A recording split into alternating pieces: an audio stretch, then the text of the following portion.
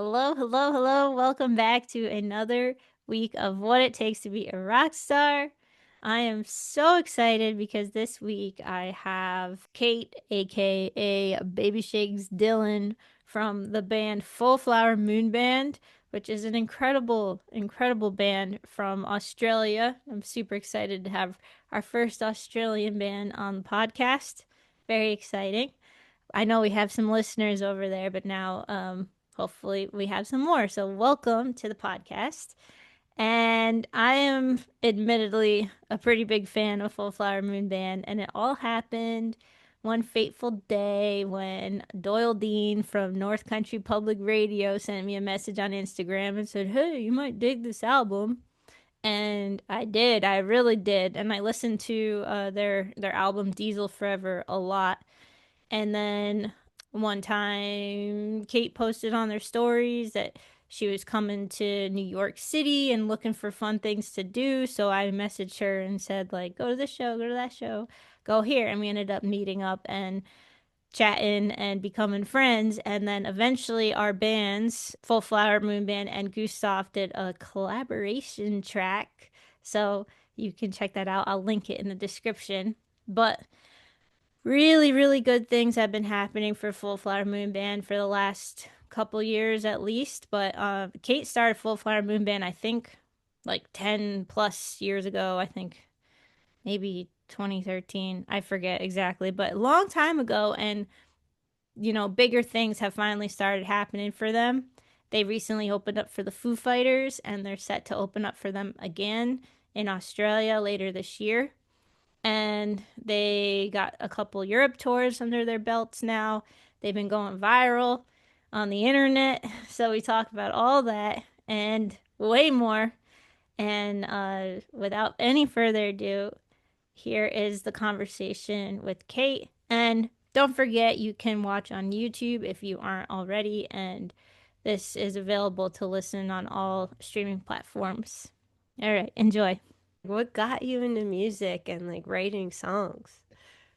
Okay, well, I grew up in a really small town and music was definitely like the only escape. It was like that or musical theater, and I did both. Um, but I think when I was allowed to take guitar lessons, that gave me a lot of hope because up until that point, do you have a Stedfords over there? Mm-mm. Like like classical music competitions basically. Oh. Um, and once I was allowed to learn guitar, I was like, okay, like I'm gonna be able to be I'm gonna have like some way of engaging with like actually cool music instead of just piano recitals and violin.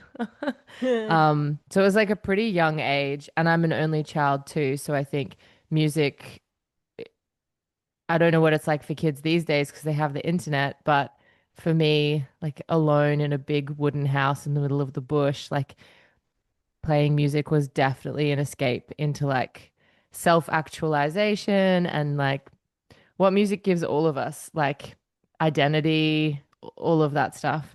Um, and yeah, it was like Elvis tapes and then like random world music and like rainforest recordings were kind of like a staple of my youth, weirdly. And like I've gotten over this, but yeah, cassette tapes, you know?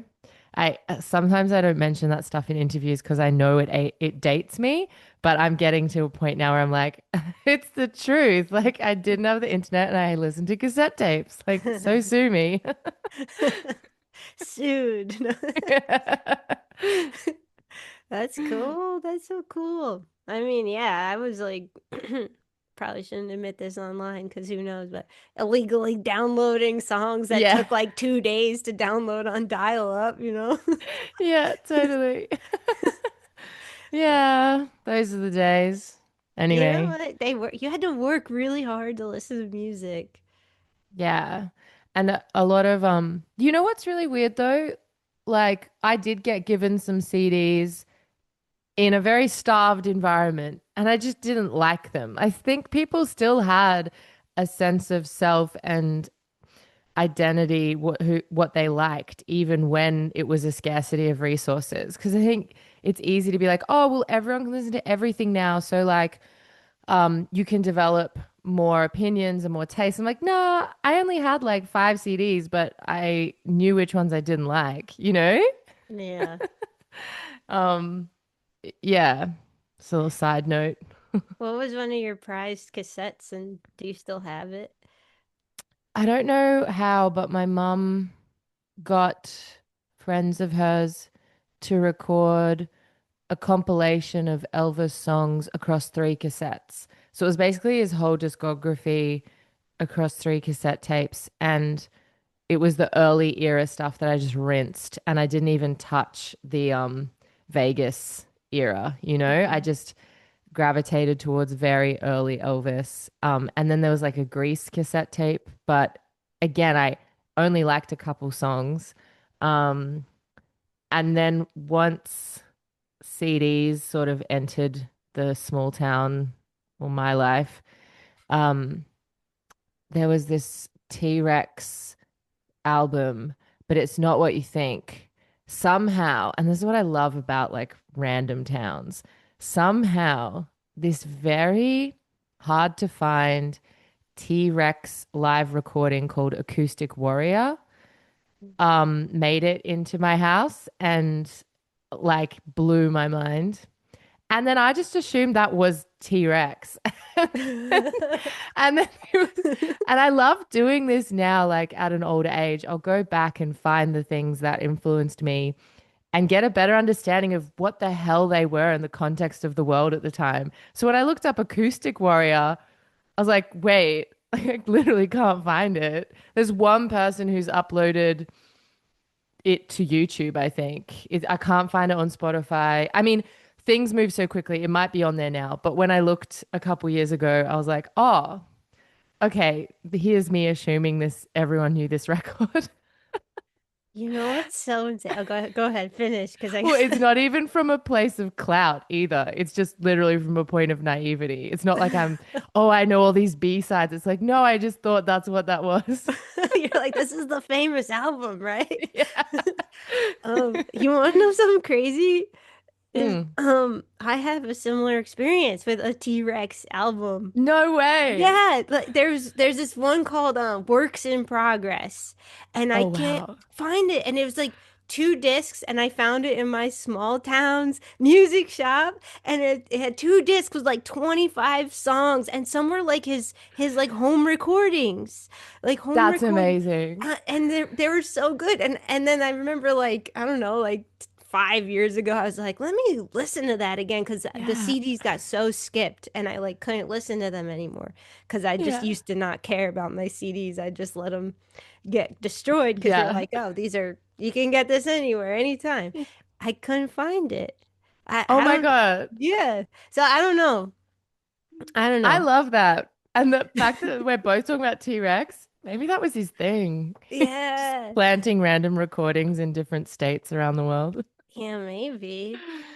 I don't Yeah, know. That's so it's a cool. funny one, hey. And I find it really interesting that still with this much metadata and this much content and like saturation of music online, that we could still have things that are hard to find, you Mm. know? That kind of blows my mind. It feels like everything's on there. It's not. Well, just think about how many recordings you probably have that you Yeah, did nothing with, you know? Like I feel like totally. every musician, you know, that's releasing music probably has like 10 times, at least 10 times more music that they wrote that, you know, might even have a decent sounding or some semi good sounding demo that they just never released. That's just on a hard drive. Yeah, totally. That's a good point. Yeah. Anyway, so that was sort of like my beginnings of getting into music was pretty much in isolation. And then I went to uni and I made friends. Ooh. Where'd you go to uni? Um, God, it feels so funny saying this to someone in America. Queensland University of Technology. Nice. Um, yeah, just went to a course that I think now is very different to what it was. Like we have a really interesting problem in Australia where Um, so it's kind of complicated, but class sizes have gotten pretty big in the arts from what I've seen, and it's really hard to have like a tailored education in comparison to what I received. Like I was getting one-on-one voice lessons and quite small production classes, and I haven't really seen that since I graduated for other kids. But yeah, my parents said to me the most important part about going to university is to meet people. And they were so right. Like neither of them have a college education, but I thought that was really wise of them to kind of know that it's who you know. And I had no shot at knowing anyone unless I kind of immersed myself in a scene. And I wasn't a cool kid or anything. Like I wasn't gonna go to parties or anything. I needed that almost like education template to like meet other musicians. Um, which, I don't believe people need a university degree or anything like that, but it definitely helped me to just find a community of nerds Yeah, that we all then nice. like got cool. That's awesome. Yeah. And that's really cool. Yeah, I'm curious how you like is that where like you started like a band? Like is that Yeah, for yeah? sure. First bands. I don't know if this artist has made it over to the States, but there's a band in Australia called Ballpark Music who have done incredibly well. And they actually have a really interesting philosophy, which is they just kind of decided to not try and break out of Australia. Pretty early on in their career, they were like, we're going to just be an Australian band and tour around Australia, which is kind of a rare situation. Anyway, I went to uni with that band and was in groups with some of them at the time.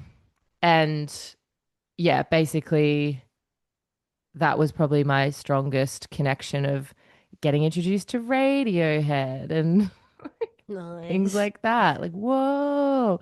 Um, but yeah, I actually want to talk about that because it's a very different experience being an Australian artist trying to break into the industry because we have this concept of the industry being overseas. Mhm. Um, but Ballpark's a really cool example of them like they all are full-time musicians and they haven't had to leave Australia. Um, but yeah, I wasn't sure if you'd heard of them or not. I don't know, but I'm I also don't think not you would that have. I'm just not that like Yeah. cool. Like I don't know. I feel like I know a lot of bands and then a lot of times I'm like I'm just so not in the know with Yeah, me band stuff. too. So I'm sure there's like Yeah. people out there listening who are like, yeah, of course. But that's the thing though, is like I've been paying so much attention to this recently, how like hype happens around bands coming to town and it kind of reaches fever pitch and everyone's like, oh my God, yeah, they're my favorite band. And then they pass through and then people kind of forget about them again. And then they come back and everyone's like, yeah, they're so cool. I've been thinking a lot about that with the touring cycle of like why we have to keep returning to cities. Because you can see it just as a punter, even in myself. I'll be like, yeah, I'm a huge fan. And they keep traveling and you won't see them for 2 years. And then you're like, oh, them, you Hmm. know? I've been thinking a lot about that with touring at the moment.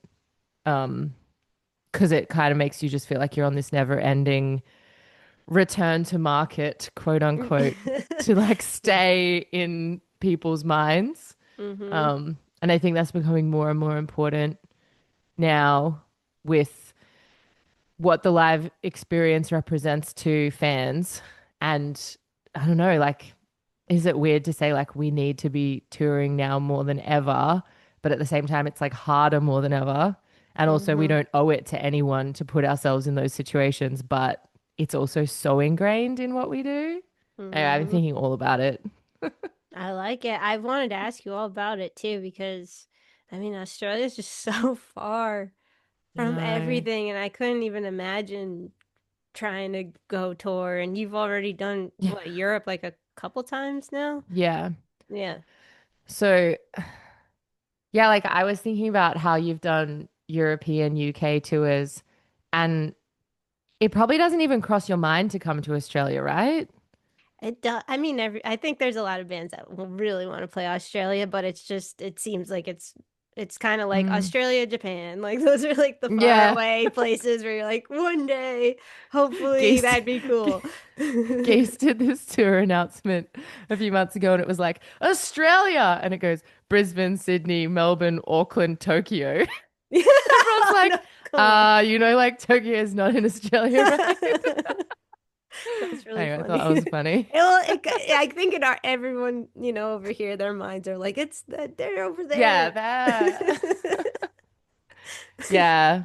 Yeah, but when you think about touring Australia also, it, it must be really hard for you to conceptualize because we've probably got this reputation as like this like cowboy outback thing, but we're major cities and we're still just like towns and cities. Um, I don't know. I'd love to be in the head of a born American artist to see like what they conceptualize touring Australia is like. Because to us, to me, it's like a small version of what we hope America and the UK and Europe would feel like. Because it's just population size is a quarter, if not less, than what we can hit over there. Hmm. Um, to you guys, I feel like, do you know it's gonna be smaller? Like, I'm sure people have thought way more in depth than yeah, I have about this because I think in my head, with any touring, I'm like, that would just be so awesome to go there. yes, That's yeah, that's dude. what, yeah, yeah, dude, this would be great. But like, I don't know. I think I haven't gotten to like logistics thinking Yeah, yet because, it's a lot to think about. yeah. Well, one of the biggest things is that I really noticed in Europe, and I feel like you might have noticed this too, is you can only play Friday, Saturday night, really, maybe Thursday night. Like, we don't have weeknight bonanzas. Our industry just like doesn't really sustain that unless it's a DJ set or like some very niche thing for like being a rock band. And I feel like I have the authority to say this. Like we're not taking a gig unless it's a Friday or Saturday night and knowing that it's going to be okay. Hmm. Europe, weird, complete unknown over there. We did like 11 Spain shows and people were turning up every day of the week en masse just to be at a show. It wasn't because of us. Absolutely not. They don't know who the hell we are. They just were out and it blew my mind. I was like, Tuesday? And they had no support bands. It was just full Flower Moon Band, 10:30 p.m. on a Tuesday night. They were in the room. What? Yeah, that happened to Gustaf on our first tour. We played Belgium and there were Yeah. 75 pre-sale tickets and we were the only band and we were like, what is happening? And it was like a Tuesday or Wednesday or something. It was Yes. so weird. I had the same thing and it turned into this almost this game I had with the band where we'd rock up at like 4:30 in the afternoon to sound check and I'd brace myself and I'd be like, okay, I'm gonna ask. And I'd go to the promoter and be like, um, how many tickets sold? And they'd be like, 45, 50. It's great. And I'd be like, yes. Yeah. Just like, what? Yeah. I We feel, yeah. oh, sorry. What? No, I'm just feeling very emotional about it. Yeah, I get it. That's it. I feel like so. All right, that you haven't toured the States yet, though, right? No, Okay. I So, have with a separate project, but that was like 8 years ago, and yeah, I really wasn't. It hits a lot harder when it's your own budget. I bet. Yeah. Yeah. So Um, yeah. well, then you probably saw it though with your own eyes. Like, it's not always. I feel like promoters in Europe promote, like actually promote, and in the They're kind of US, like rock stars. They're like, yeah. it's my place. I book these bands. People like fans of them. Mm-hmm. Yeah, and in the US it's not anyone could call themselves a promoter because they said like yes to a band to throw together a bill Yeah. and the band's doing all the work and like selling like 10 tickets and they're like, "Yeah, I'm the promoter," but they're not putting flyers out, they're not telling anyone Yeah. because there are, I mean, I don't know. In some places it feels like because there are shows every night of the week, it's like who can care that much, Mm. but it is in Europe. It really felt you show up to the venue, your posters on the wall, people been talking about it all week. Like Yeah. they promote. I think yeah, that's probably the missing piece that I hadn't thought about. Because it's clearly their night, you know? Clearly them being like, yeah, I'm happy to have you. I've booked you. Here's your rider. It's all coming from that point of contact. And a lot of the bigger shows, I would ask people because I'm really curious. I'd be like, how did you hear about this? Like, why are you here tonight? And usually through quite broken English, which was another thing I couldn't really get to the bottom of very much. But it was sort of like, oh, well, we know Jeff, like he always books good shows, Hmm. and yeah, it's definitely a different system over here. And from what I've seen and heard, different in the States and also the UK. That was rough. I really The struggled yeah, there. the Uh, UK is more similar to the US, yeah. more treatment wise. Like in Yeah. my experience, like I think Gustaf we sold out a show in Bristol. And they Nice. wouldn't even give us a free pizza. They were like, Oh my made us God. pay for a pizza and no It's no drink tickets. And we're like, what? Like, come on. pretty rough, Hmm. hey. Hmm. And I, because we'd basically done one UK tour, came home, went back and did UK and Europe. And I think I'd set myself up psychologically for like, okay, it's going to be 22 dates of the UK vibe. And once we crossed that border and they were giving us like three-course home cooked meals, Hmm. I was like, oh, I get it. I get why all my mates are coming and doing Europe. Hmm. Um, but I just couldn't conceptualize it until we got over there because it's like we haven't had that treatment for so long that I was Hmm. like, I don't believe it. I was like, someone's lying to me that we're gonna get treated well and that ACOM's provided. I was like, that's a lie. Yeah. You know, that it is amazing when you're over there and you're like, what? They like have some places they have a little like apartment just for the bands. Yeah, It's so cool. yeah. I Yeah. actually have this spot that I really want you guys to get to.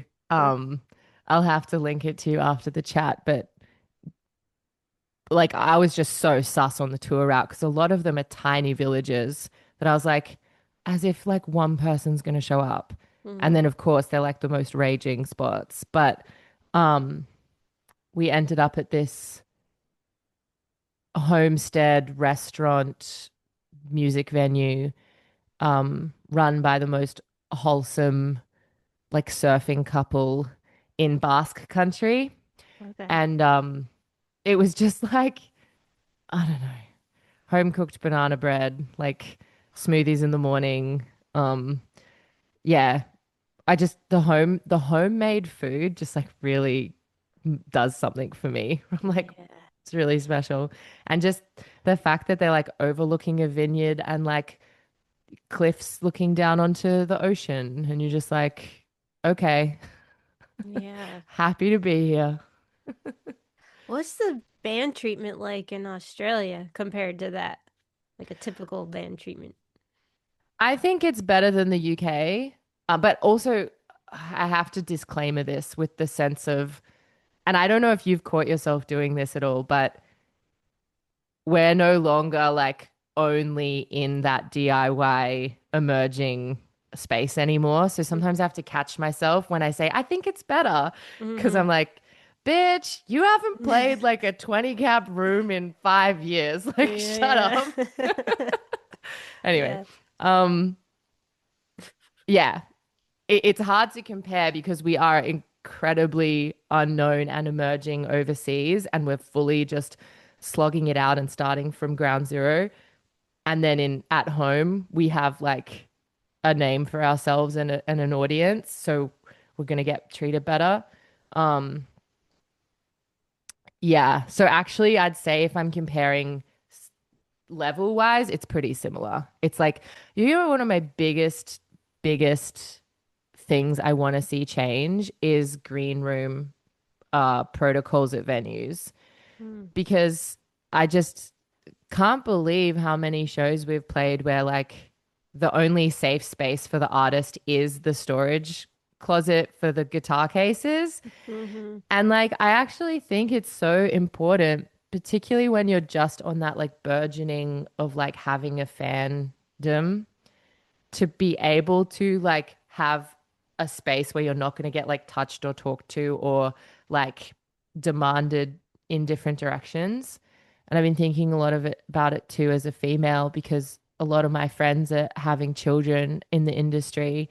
And I'm like, if you haven't cracked like the 500 capacity room when you have that baby, like good luck finding somewhere to put the diaper bag. Like, Hmm. Hmm. it's like it just seems like such an essential thing. I mean, a lot of places even struggle to have enough room for your cases, let alone like a chair. Hmm. But what really gets me down is when they do have a green room, but it just hasn't been cleaned, or there's like all these random props in it, or it's like dusty and moldy. And I'm like, oh my God, I would literally out of my own time, I would love to come here and just make this a nice space for other artists. Because it's clearly Oh, just that like none of the bar staff have thought about like emptying out the bins and, you know? yeah. Anyway. More, I but I love don't want to. that idea. I don't want to criticize venues because they're going through it as well. But you know, Yeah, no, it's totally fair though. I think our last UK tour, they were like, yeah, the green room's downstairs. It was a huge room, beautiful room with like a bunch of places to sit and you could be yourself and, be yeah. alone. However, there was a light dusting of mold on everything. Like everything. And we couldn't even Oh be like in the building except for when no. we played. Cuz I'm really like sensitive to mold. And Yeah. some a lot of green rooms you just like can't even hang out in cuz it is like moldy or something's going on in there that shouldn't be going on. Yeah. Yeah. And it's kind of like, okay, like if this is just like one problem that could be, if it was addressed, it will change the night for like thousands of bands from that point on. Yeah. Yeah, no, I think it's really really important. I'm glad you said it because, Yeah. um, yeah, it is true. And like you said, your fan base is growing, and that is a real thing that it's not always talked about. I don't think is like it can get weird. Like stuff gets weird, people get weird. They start sending weird messages online, Yeah. then they start showing up to your show and they're in Here the, I am. and then you like give a picture to the guy, the guy or girl at the Yeah. door, and then they don't recognize them from the picture, and then you're playing your set and they're staring at you from in the Yeah. crowd. I'm Yeah. obviously telling a real story, but it gets weird when you can't Yeah. have a space too to like go away and Mm. it's safe. So I Yeah, agree. 100%. There's so many variations on that, and sadly, like I can literally relate. Mm. Yeah. So if yeah, any and I will say in Europe, I did feel like that all of the logistics that surround those rider, green room, showtime, audience, merch desk, it all did feel just like a little bit more up to standard, even though we were an emerging act with no credit to our name over there. And Hmm. I don't know, you just feel better. It just feels nicer. Hmm. Although Did I you? did hear our driver had just toured a punk band though, and he was saying that his last tour was like entirely punk squats. And I was like, what? And apparently was like this whole other echelon of um at least Australian bands doing these like punk squat tours that are pretty rough from what I was being told. But it was all third hand information, and just like sleep at the venue. Um definitely mold. You Mm-hmm. know. So I don't know. Yeah, I'm glad you mentioned a driver because I was gonna ask if you had a driver or what'd you do? Did you obviously rented equipment and stuff? Yeah, we were told we have to you have to rent equipment, and basically we had to swap it out for the last week because the equipment had to be returned back to a certain territory, and then we had to pick up a second van and a second back line to then continue for the next leg. Um, Stuff like that. I really salute bands who manage themselves on that sort of touring because I was so busy with promotion and getting the shows together and also doing Australian touring that I don't know how I would have gotten across the logistics of like hiring backline and paying deposits and stuff. Mm-hmm. So thank God we had like our manager do it. But we were going to drive it ourselves just because it's was going to cost the same amount of money as the van and back hire to be able to afford a driver. I Mm-hmm. mean, sometimes other more DIY bands will look at me and kind of be like, ah, you like, you know, you don't know how to do it cheap. Like, literally, tell me how to do it cheaper. Like, I'm like, oh, you got a hookup? I'll use them. But like, in terms of like us just like emailing Europe, like, we did the best we could. All right, I'm taking a brief moment to thank today's sponsor, which is Sorry Cables, my favorite cable company in all the land. If you're watching, you can see my special Sorry cable that I use for this podcast. It's colorful, it's beautiful, it's made with love, and Sorry Cables is an incredible little tiny small company based out of LA, and they make awesome, reliable cables. And you could check them out at sorrycables.com. I know. Oh my Um, gosh. so we ended up having two bands we really respect. One was, I think, the band Mild Life, and the other one was, uh, I don't know, like a really big Australian band. They basically looked me dead in the eyes and were like, it's a health and safety hazard for you to do this tour without a driver. Mm-hmm. They were like, yeah, it's going to cost you an extra 8K potentially. Also, this is Australian dollars. Um, so it'll be more like three and a half for you. Mm-hmm. They were like, yeah, it's gonna feel like really overwhelming and like you can't find that money anywhere, but we're like worried about you if you don't do it. And they were Yeah. right because we could have, but even down to like driving through a tiny Madrid street trying to find a park at peak hour and knowing that the venue manager's already like a bit pissed off with us and needing to like have someone who can just take the van and spend an hour finding a park while we sound check. Mm-hmm.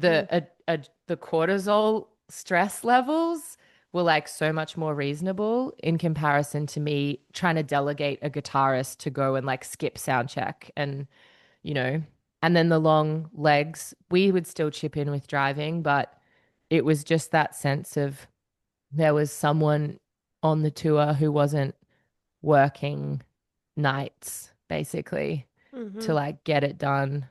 Um, and yeah, like it was a hard pill to swallow, but there was definitely moments where I was like, thank God you can leave the venue with that car right now and you can pick us up at midnight and help us load out of these like 3-story stairs that are like Yeah. vertical. The You basement. know, Yeah. yeah. It just Yeah. it felt like a luxury. It really did. It was hard to come to terms with, especially when as a band we're watching every dollar and it's like we've got a license, like we can drive. It's like, Mm-hmm. can you though? Like Mm-hmm. I just yeah, it did feel like a health like a like a hazard to have five really tired musicians in control of this like large vehicle on European roads. Yeah. Yep. I get it. We never did Europe without a driver. Um, I have friends who did it, but I'm like, what? Wait, do you know the band Shady Nasty? Yeah. Okay, we toured Yeah. with them in the UK in No like way. 2021. Yeah, but they, Oh, amazing. yeah, we're label mates for a little while with them, and it Yeah. just like we just linked up. I think it was our first tour over there or second, and Mm. they used our equipment that we rented, which was fine. I think we played like I don't know 4 shows, five, something like that, and they rented like a BMW, like a little BMW, and they were driving themselves around, and I was like, "Oh my gosh, how are they?" And it was just so they would pull up looking like so classy, but like they were like, "This is what we could get." Like this is That's BMW. so funny. Yeah. Yeah, we went to a carnival together at the end of our tour, and there's like videos of us on bumper cars and like yeah, yeah, Cute. yeah, they were really fun. Really incredible musicians too. Like Yeah. they can all play anything like really well.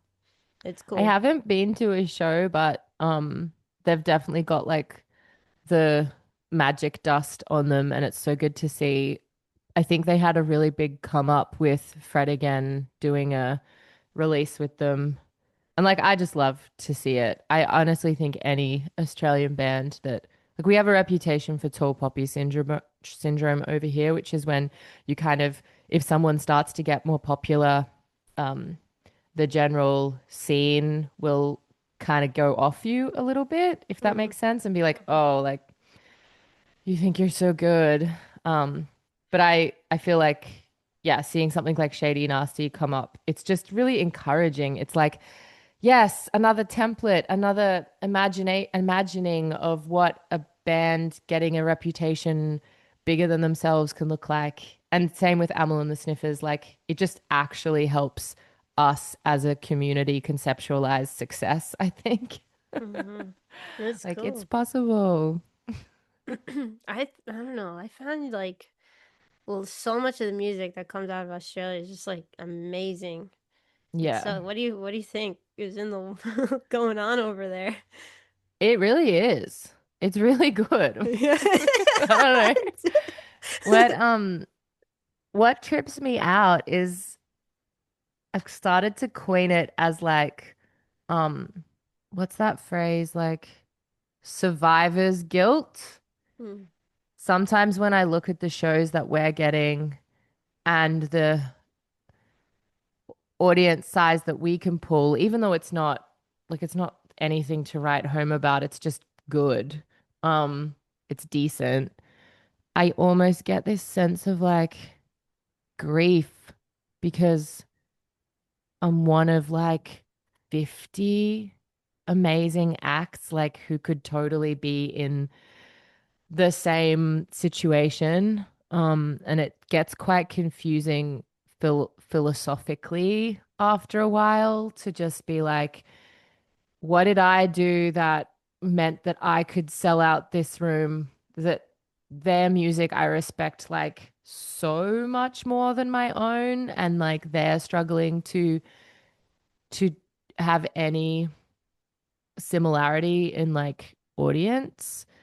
Particularly sometimes I just have to like chill on the streaming numbers because I'm like I'll lose my mind both ways where I'm like I should have higher numbers and then also looking at other people being like what the hell you should have so like 10 times and I just have to stop. I just have to put it down and just kind of focus back on my immediate art and what I'm actually making because like I don't know how industry only people do it, where it's like their whole world is numbers and finances and show sales. And I'm like, it doesn't make sense sometimes in ratio to the quality.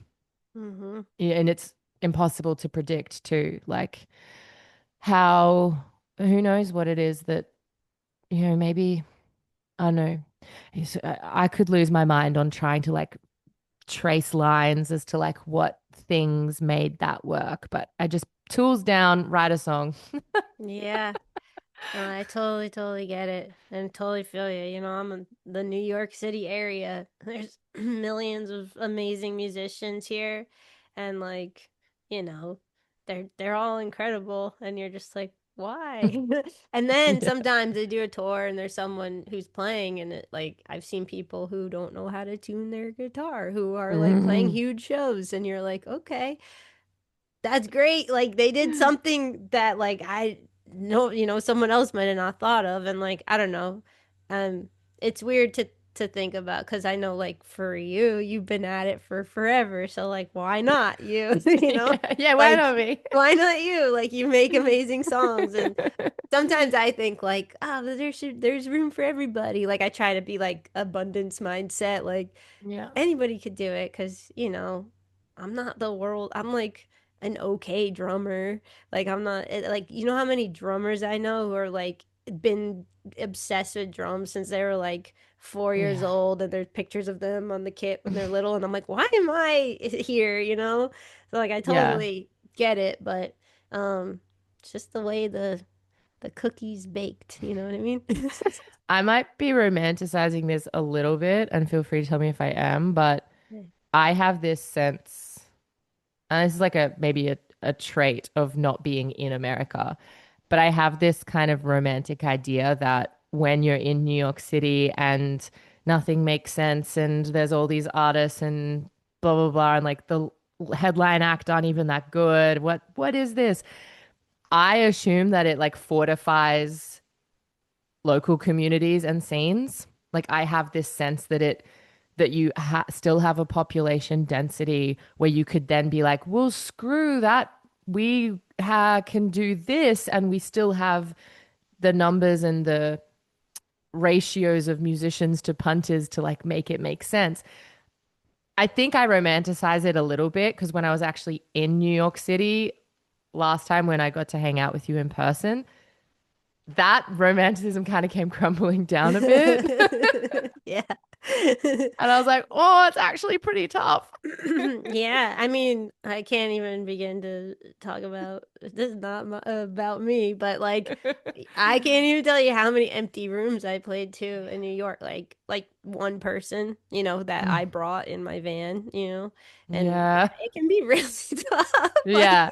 Like Yeah. So I kind of catch myself now when I romanticize these larger cities. I stop myself and I'm like, well, we're all human at the end of the day. Like, we're kind of all experiencing the same human nature. yeah. New York City doesn't magically build a DIY community around you. Like, Yeah, I know. It's yeah. When I was young, I used to go to the city and like pass out flyers, and you just think you're like oh, you go from a little town and there's like 10 people on the sidewalk to like 1,000 people on the sidewalk. You're like, surely 20 of these people will want to come and walk and do my show tonight. And then you realize one day you're like, all these people are commuting home from work on foot. They're going to eat dinner. They're meeting up. They're outside their house because they're going somewhere. They're not just like they're not like the Sims, just like walking around with nothing to do. Like, and so you're like, hey, come to my show and pay $10. You know, they're like, yeah. it's That's they so don't funny. they don't want to do that. I'm so glad to hear that you have flyered your show Oh because yeah. I've like fantasized about doing it and I've fantasized about having a mascot that we like dress up because sometimes when I have played pubs, it's so infuriating because people will be sitting in the front room eating their meal, with like, maybe half an hour left of them having a beer and eating. And all Mhm. I want to do is be like, for $8, you could walk through that door and see.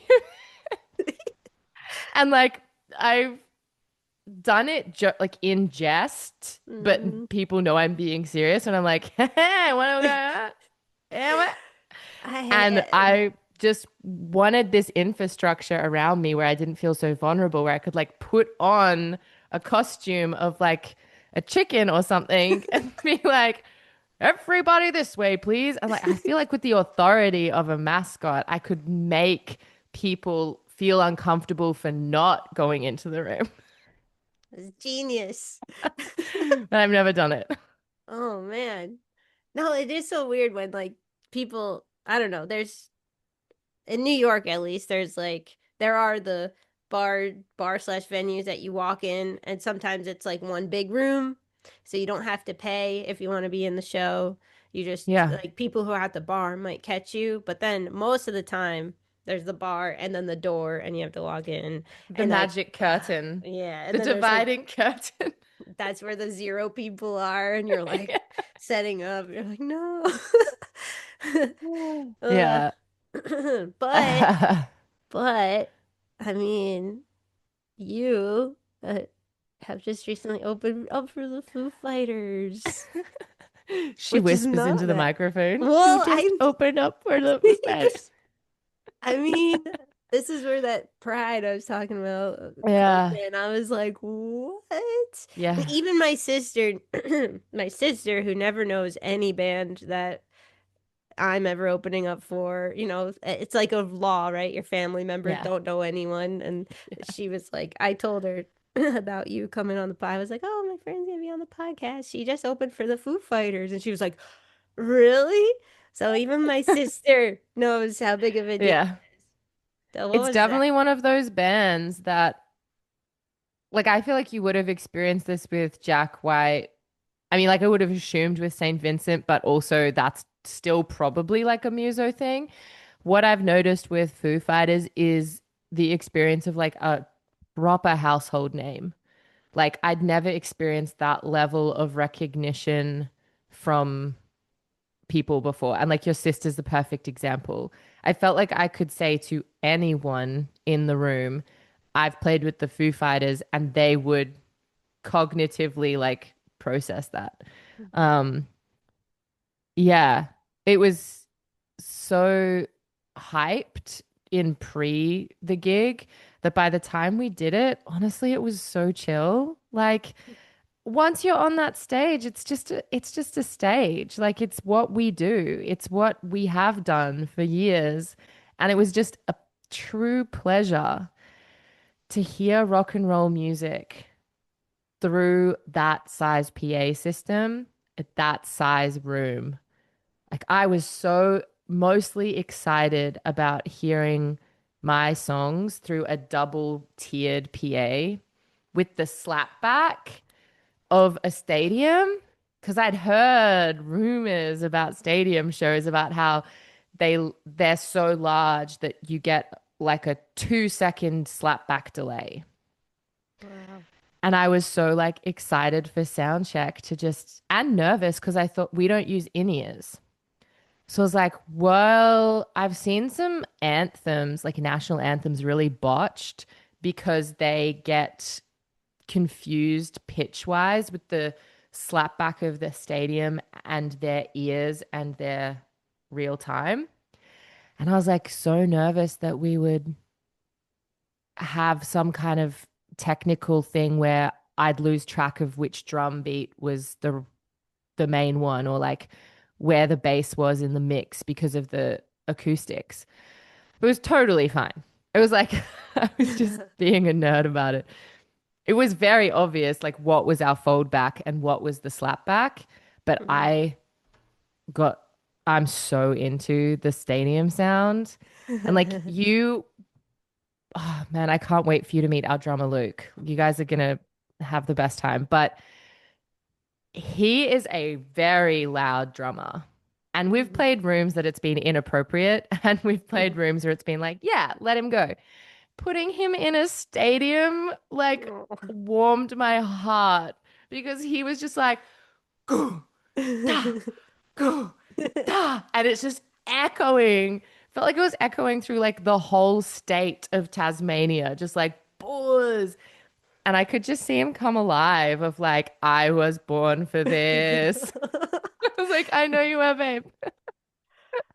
Oh man. Um, that was the thrill of it all, really. It was like, I know the Foo Fighters is super exciting and it's something that we'll definitely have on our bio for probably forever. And it's such an honor. But the gift that they gave us was hearing rock and roll that we'd written through a 25,000 seater space. Like, that for me was the gift. I Oh found it wow. so inspiring that I think it will affect how I write, like how you arrange and stuff. Because if you think about AC/DC, Led Zeppelin, Black Sabbath, Rolling Stones, like they were writing albums after they'd experienced that size space. I think it like impacts how you think about drums, particularly. Hmm. Whew, it's really That exciting. is so cool. It just That- makes me want to do like, it's so cliche, it's so rock, but like just a sick riff with Yeah. like four, four, just like a straight 4x4 beat with a sick riff. hmm I think that's what I'm meant to do in those spaces. I mean, I feel like all your songs have a sick riff, Yeah. so you're already doing it. Well, yeah, it was gratifying actually. It was gratifying to hear the riffs we have got and the arrangements we have got there because I was like, yeah, we left space for drums, we left space for the riff. Like we broke it down, we didn't oversaturate the song with parts. Like it's pretty lean in Mhm. places. And I was like very satisfied with that. Mhm. Um, but all the fans and stuff, everyone feels annoyed because we didn't meet Dave Grohl. Mhm. Um, and I've had a few conversations so far where people have just been like, "What? That sucks. Like that's so annoying." And like I feel like they're kind of pissed off at me that I didn't meet him. What? But I'm Why? like, I didn't have a choice in it. Yeah, yeah. You don't just knock on his door. Yeah. Yeah, no, that's like the huge no. Yeah. But we did sign vinyl for Dave and the whole band and I personalized them and I heard from Tea Eater that you guys actually know the fill-in guitarist Josh. He filled in for the Foo Fighters guitarist. Oh, This, yeah. Hang okay. on. I'll find the Okay. and I yeah. believe you. Yeah, and so that was kind of cute because I got to message him and be like, I'm sorry we missed each other, but hopefully your vinyl arrives intact. And yeah, basically I think the stadium was so big that the ability to have security and bands and green room like communicate was like way too hectic. hmm And they were on like a private jet out of there. So, hmm but it's okay. I feel like it would be like a rookie move to be like, "Oh, that sucks." It's like, "No. We probably get to do like so many cool things because we got this show. Like it's hmm so fine. I'll hang out with Dave when it's right." hmm How long did you know about that show? Was it booked like last minute, or did you know for a long time that you're gonna play it? Surprisingly last minute, Mm. I'd say. It would have been like just before Christmas, like maybe a week before, 2 weeks before Christmas, and then the show was last week of January. Mm. So I like to think that we're at a position that you don't get these shows unless you've kind of earned your stripes a bit in people knowing that like your management can pull it together and you guys aren't gonna mess it up hmm terribly. hmm Um, so we kind of knew that we had to hustle and like had that um fortitude of like we're gonna send emails even though it's like first week of January. It's like we just got to hmm get it done. Because we playing that size show, and I'm sure you've experienced this on the tours you've done, but just kind of like add a zero to your expenses. Like we have to have double of everything. We have to get our own console. We have to have at least three more team members just because of the size of the space and hmm because the risk factor is so high.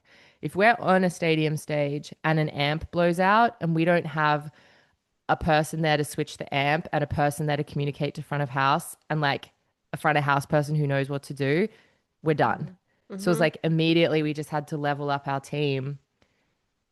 We don't even tour with front of house usually. Like we just hmm use in-house soundies and then just being like, okay, it's you don't mess this one up. There's no room to like can you imagine you mess up that one show with the Foo Fighters and then every Oh God. promoter and booking agent and like It's just like, oh Oh. yeah, didn't they mess that up real bad?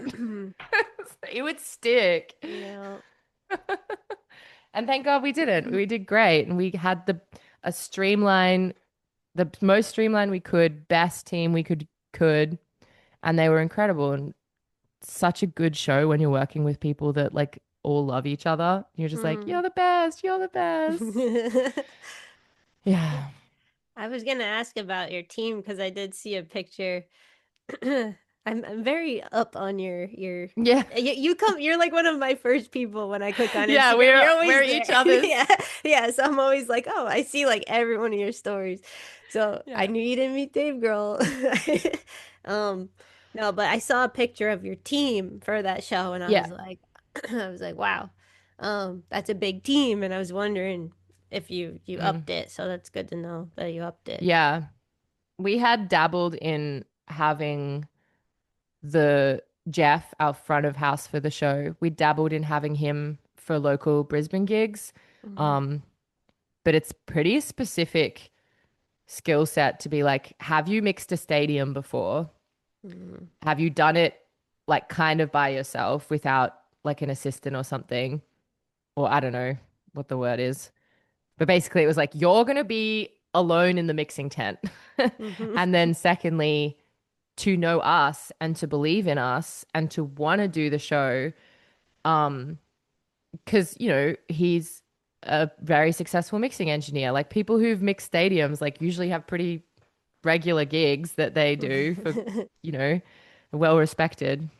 So we just had this beautiful crossover. And there's probably only three people in the world who like us and have seen us play and mixed us before and who've also done stadium shows and weren't going to be intimidated by it. So just finding that Jeff was like the starting point of like, Hmm. you're going to lead this show. And then we needed basically a stage manager. So someone when Foo Fighters, like very intimidating team with their like vests and walkie-talkies, like someone to like buffer that, who's like, you can make music now, like you can turn on your amp. That kind of vibe. Hmm. Um, so we had um added tour manager and then also kind of last minute decision was guitar tech. Um, but that was very much us having our friend Helmsy be like, guys, I want to be a part of your first stadium show. Like, come on, like, let's make this great. But then, really, what the bulk of it is, and this is very true to Full Flower brand, is video, video photography. Yes. Like, I take documenting these events like super seriously. Not only because there's like a grief in that it's a once only, a lot of shows we put on that are big are like pinnacle events, like our biggest headliner, or like, you know, supporting this tour run with this great band. They're not going to happen again. Um, so I like to document it as well as I can for our fan base because I'm a huge believer in like, we're not here without like the community rallying around us of like, you know, I don't know. Cool photos and videos are like cool photos and videos. We need them. Hmm. Hmm.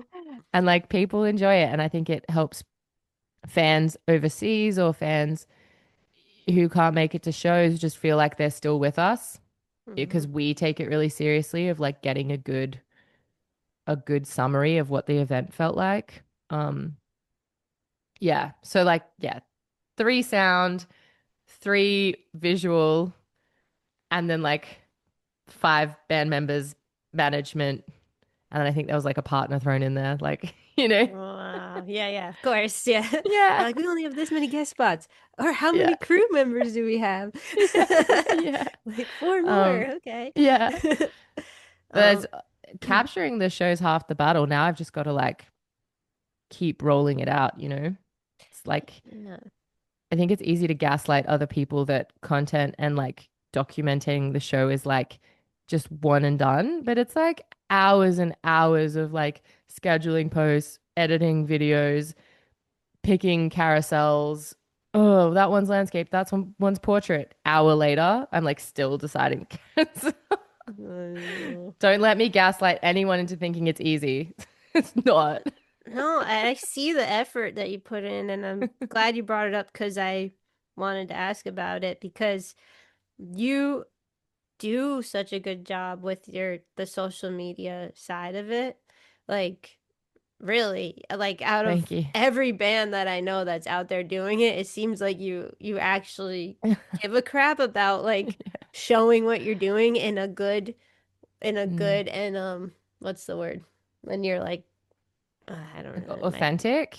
yeah, well, yeah, definitely authentic. I'm trying to You're like, curated. no, not Yeah, I'm like, really. Yeah. I mean, it is authentic, but um, Yeah, curation is a good word for sure. yeah, it's like curated, but I think it's like serving your band so well too. Like I saw you went viral, like a Yeah. million plus plays of you just Yeah. playing. And then I saw afterwards. See, I told you I know everything that you're doing.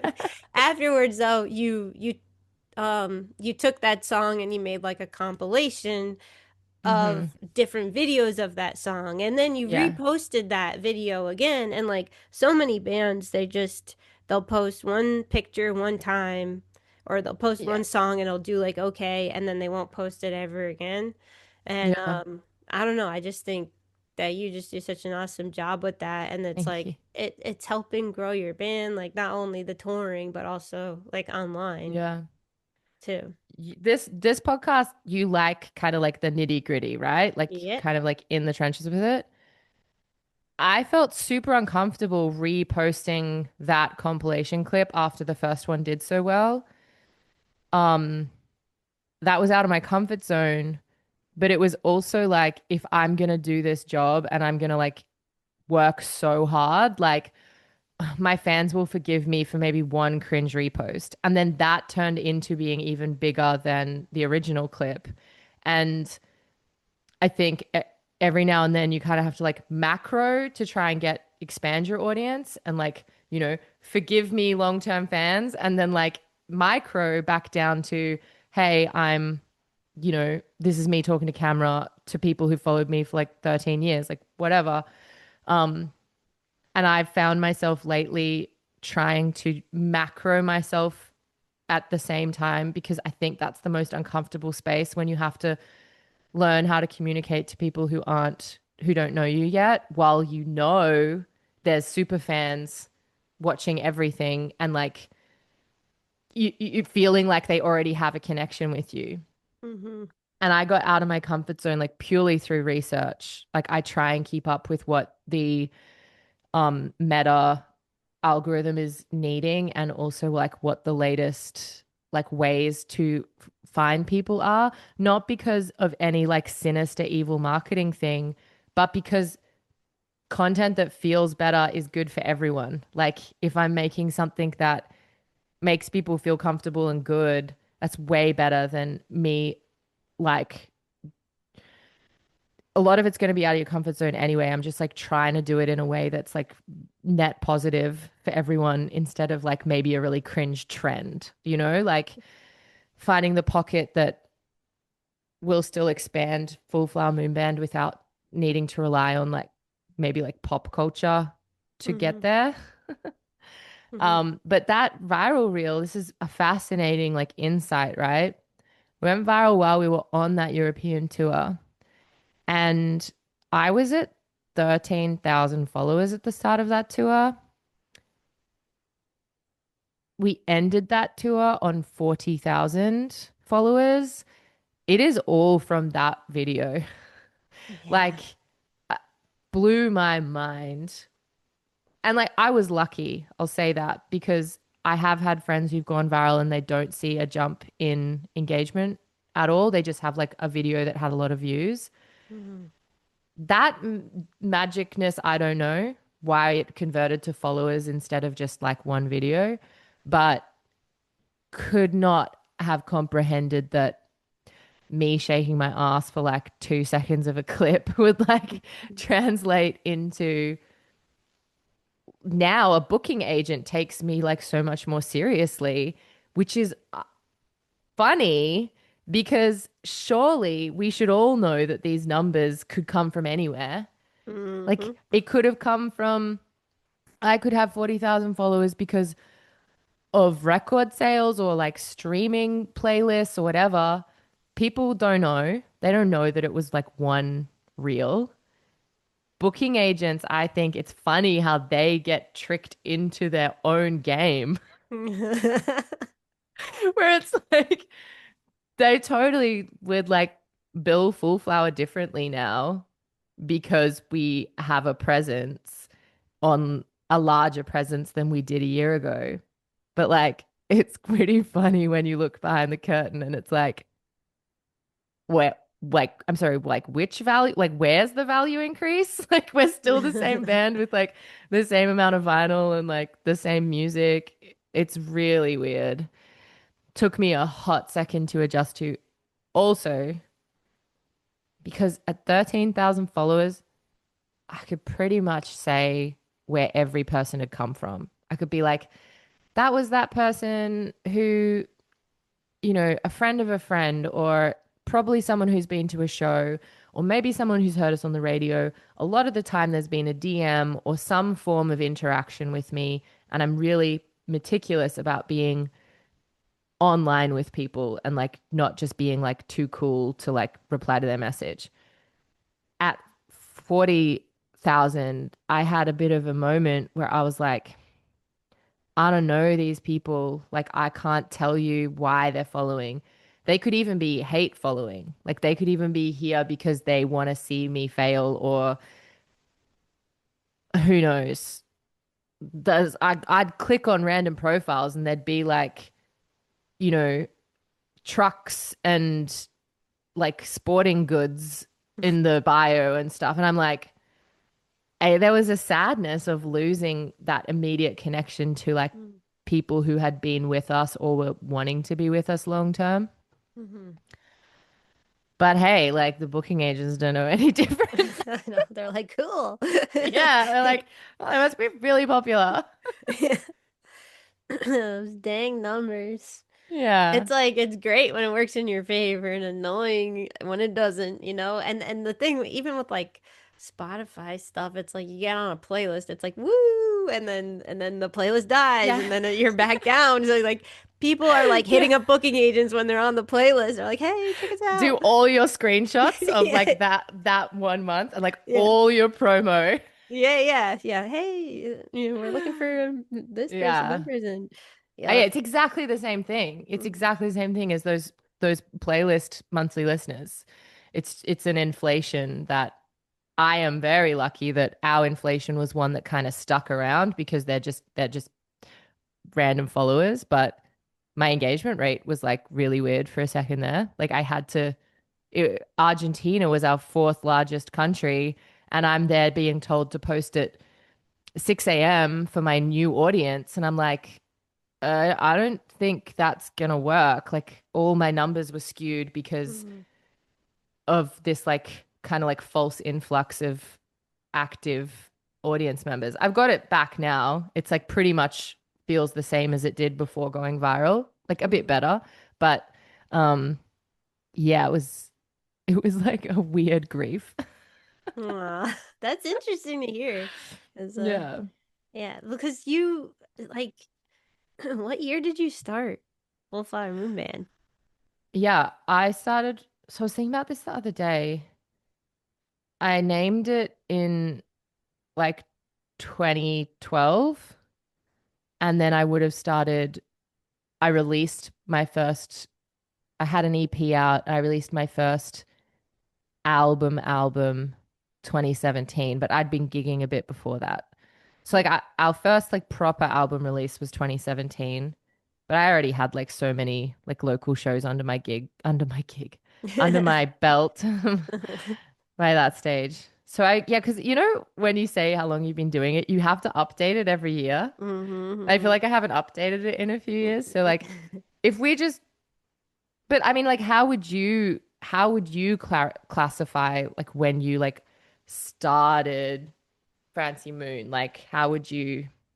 I always say I started the fall of 2013 because I Oh, you do remember. have it specific. Yes, because I was going on a tour and I was touring under my name, which you could see, Melissa Lucciola, and Yeah. no one could spell, pronounce, or remember. And I just Yeah. remember the name Francie Moon just kept going into my head forever. And it just was like popping in my head and wouldn't go away. And this fall of 2013 tour that I was going on, I was like, I'm doing it. I'm doing it. And I remember I made the band camp and I just uploaded some Nice. songs. So yeah, I do have a specific moment for Francie Moon, but um And you don't backdate it to like when you were doing Mel stuff. That no, nope. I kind of feels keep that different. separate. That was like a weird year where it was just like I was just in the ethers, you know. I like every time I made a new band, I always just it was like all the old songs were just gone with that band. Oh, I that know. is It's that's a sad. lot. Yeah, but I just couldn't like mentally I don't know. I just was like that was with that band and that was that time. And I then really struggle with that. Like even with set lists, how like we just won't like album cycles kind of dictate a set list. And I kind of get this weird like confusion of like, but what about that amazing song I wrote in like 2018? Like, does it just like never live again? Like, it's so weird to me. I guess that like we can always have our recordings.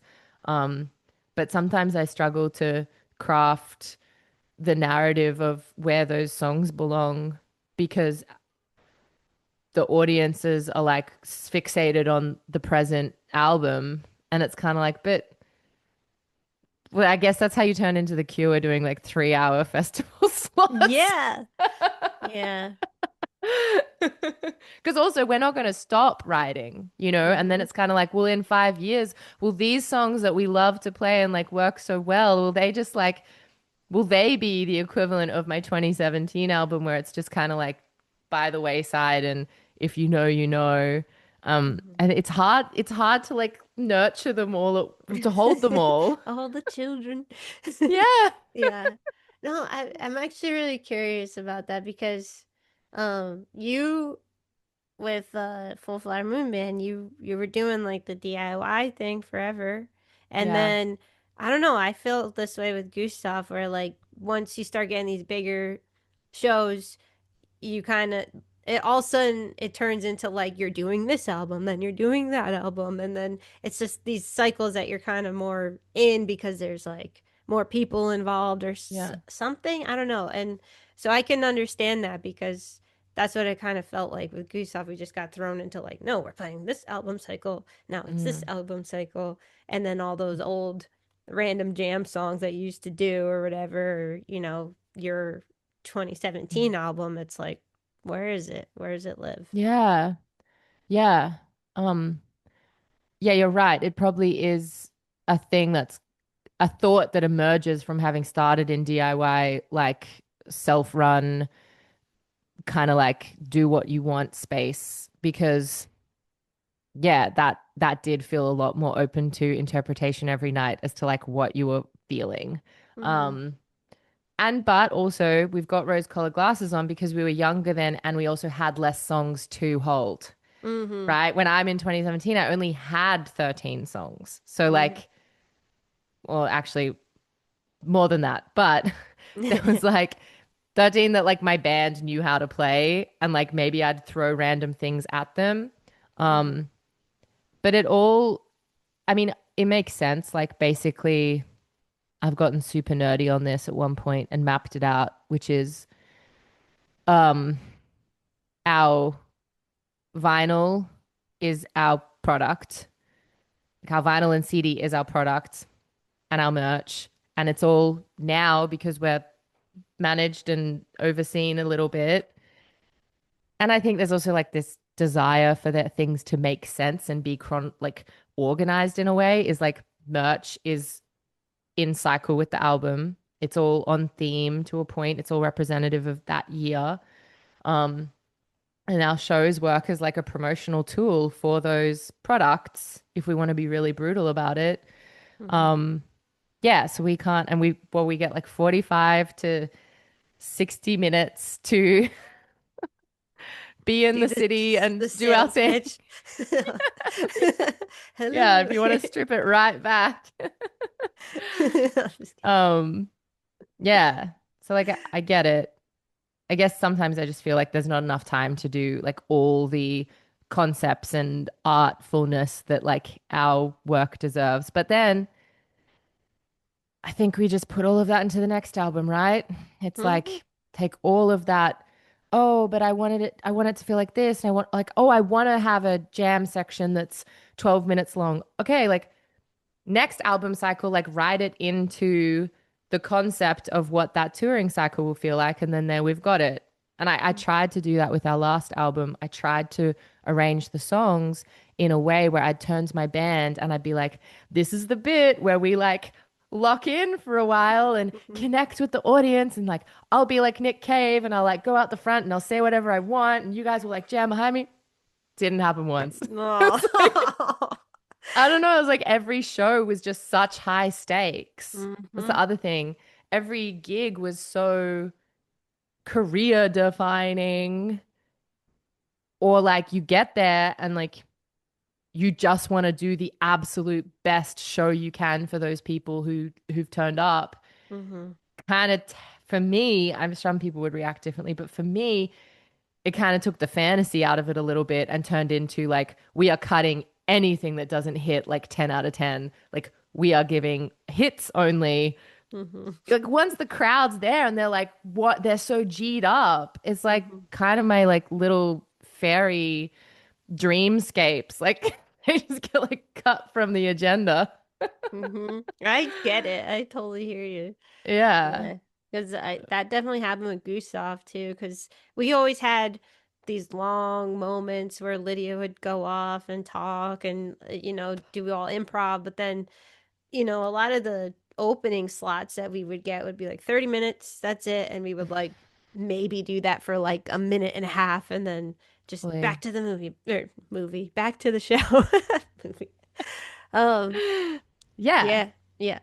A part of me wonders if this infrastructure is like this training ground for us as artists. Like we're getting our stripes as being like the support acts for these well-known bands. And a part of me like wants to trust that process that we're getting an education in like how to eventually be a rock star.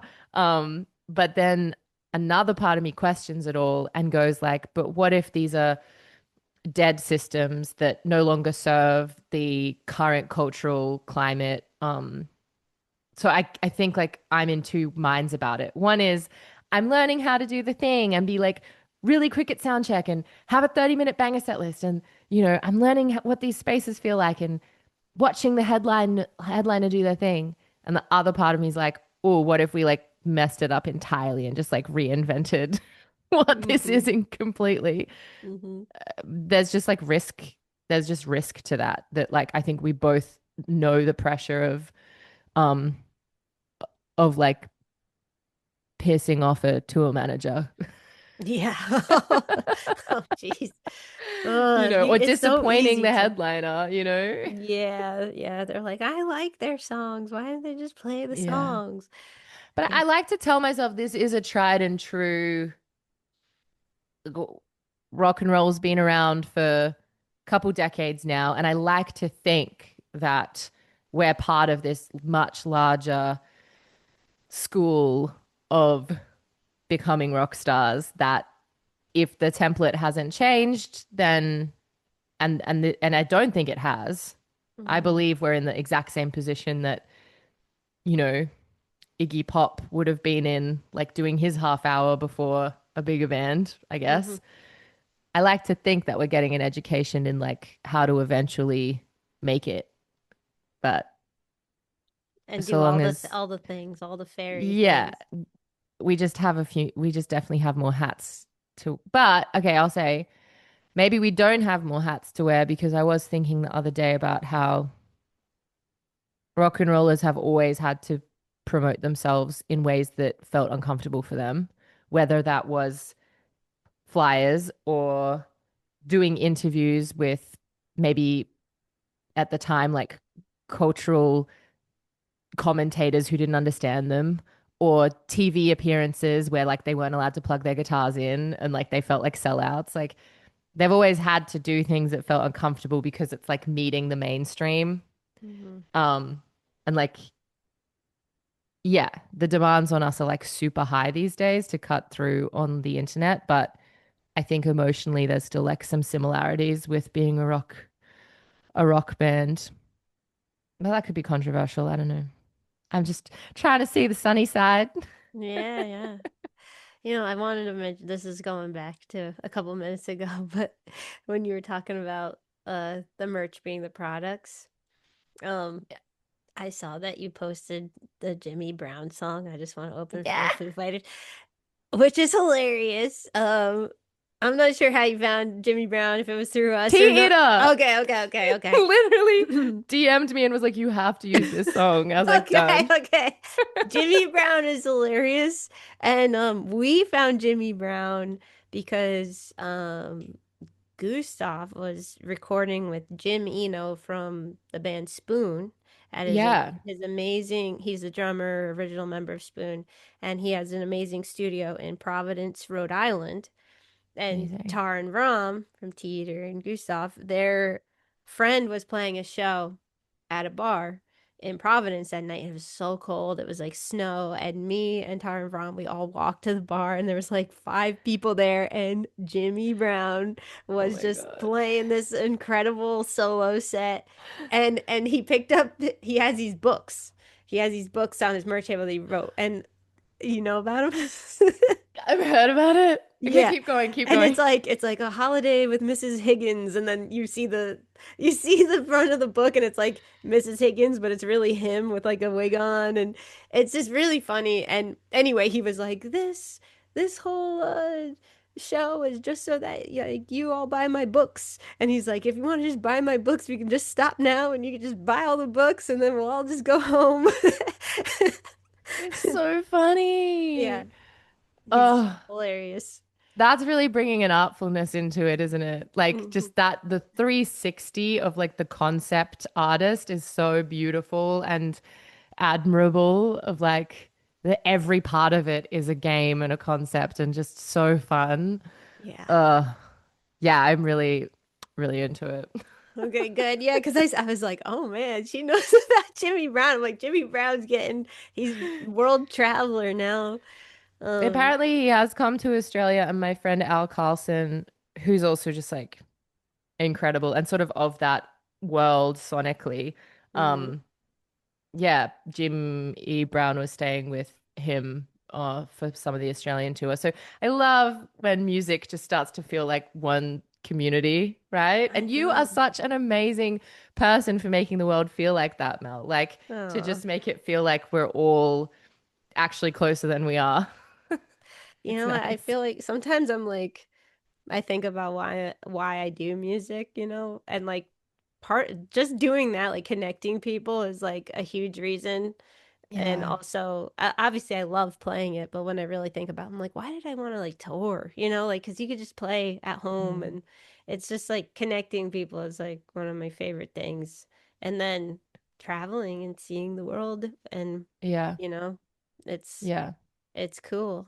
But yeah, connecting, it's great. I was really soul searching for that connection on our um the deluxe album that I recorded recently. I was really searching for that sense of community and being a part of something outside of just my band's like ecosystem, which is why I wanted to have Gustaf on a track and I wanted to have Pond and our friend's drunk mom because I was searching for like a sense of togetherness. But what I found really strange after the Gustaf one was always going to be at a distance, right? Because we're in different countries.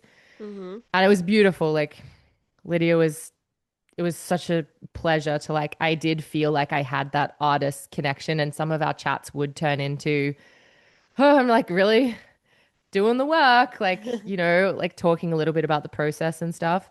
But Mm-hmm. what really surprised me was when I started working with the Australian artists, um, how creating work is still so much a solo endeavor. Like the writing recording isn't necessarily that intimate. Like we're studio time, we're there to get a job done. Like we're there to like do a job. And it kind of made me realize that maybe that community feeling I was looking for is what you get in a green room or like after a gig. Um, I guess I had this concept that, and maybe I will tap into this at some point, but I had this concept that people used to walk the halls of recording studios back in the day where there was like enough money to have receptionists and have like multiple bands in there at once. And I used to have this sense I was missing out on that part of being in a rock band where Pink Floyd would like overhear the Beatles sessions or like, you know, the Beach Boys would like, you could hear them down the hall and get excited about echoes of their new work. And now I think I've come to peace with the fact that unless I'm working with a producer who has like multiple bands around them at once or has a space where like I might interact with people, that, yeah, creativity, at least songwriting, is definitely like quite solo for me. And that I'm probably going to get that community feeling from touring. Um, Mm-hmm. yeah, I just thought that maybe there'd be this world where we were all like, yeah, like wouldn't it be so cool if like Gustaf was making an album down the hall and like we were like next door like experimenting with hitting glass bottles or something and like I don't know. Again, Yeah. it's just this like fantasy that I just don't think exists anymore. I'm so the same with that because whenever I go into the city to practice, I end up in a practice studio, building, and I walk the halls and I hear bands practicing, and I'm like, Yeah. we're in this place, but you Yeah. never really see the other. Sometimes you'll see them outside, and it's like this, whoa, hey, how you doing? You guys Yeah. sound good, but like that's super, super rare, and Yeah. yeah, usually you're just kind of like you're with your band or you're Hmm. alone. And Hmm. then, but I kind of like, I don't know. I've always liked being lonely in the songwriting world. Me too. Yeah. 100%. Like I'm actually in that space right now. Like before this and after this, I'm like doing my next album and I'm just in that beautiful, oh, the world is my oyster. What do I want to say? Oh my God. I'm like writing. Like that is 100% like so special and like to be protected at all costs. Hmm. Um, if I ever come into a large amount of money, I think it will go into community space. Something where, like, even if it's just a curated rehearsal room where I know that all the bands who are in those hallways, like, are gonna get along or, like, make it, maybe make other things out of being around each other, or whether it's, yeah, man, rehearsal spaces are, like, not talked about enough, hey? Right. Yeah. It's like where we kind of get ready for our like big moments, and they are often like really insufferable and and like it's so funny rehearsing and like just like surrounded by metal bands Hmm. like and being like God, like it could be a community vibe. It could be that we have like a shared tea room that we all like have a beer in or something, or like it could be better than what I'm going through. Hmm.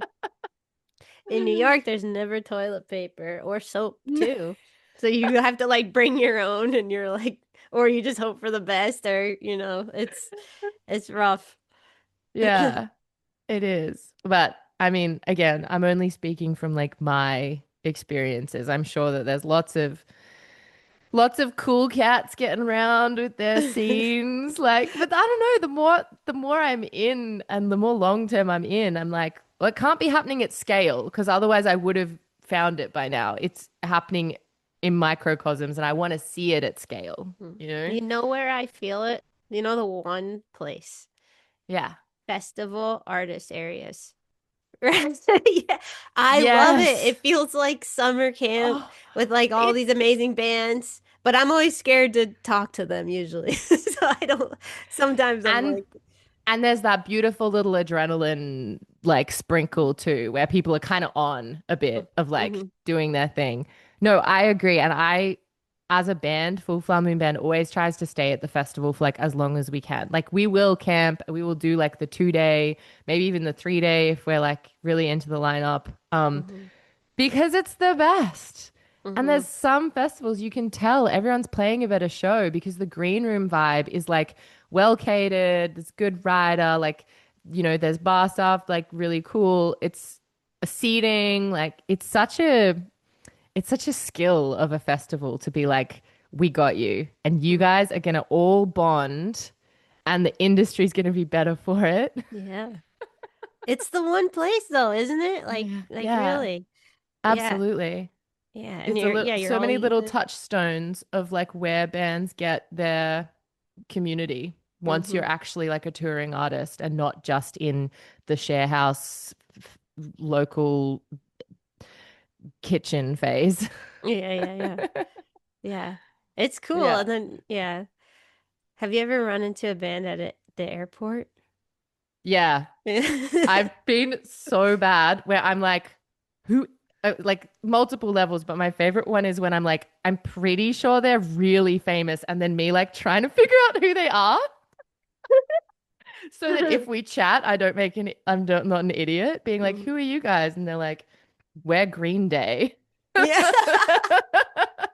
You're like, no. No, this one guy, Gustaf played in Portland at a festival, and I saw this band. It was like 6 in the morning or something. We like, Yeah. or 4 a.m. or something, and I'm like, that's a band, obviously. And then like a day and a half later, I see them at the festival in Portland across the country, and I'm like, oh, they're there. And I'm like, I kept trying to figure out who they were.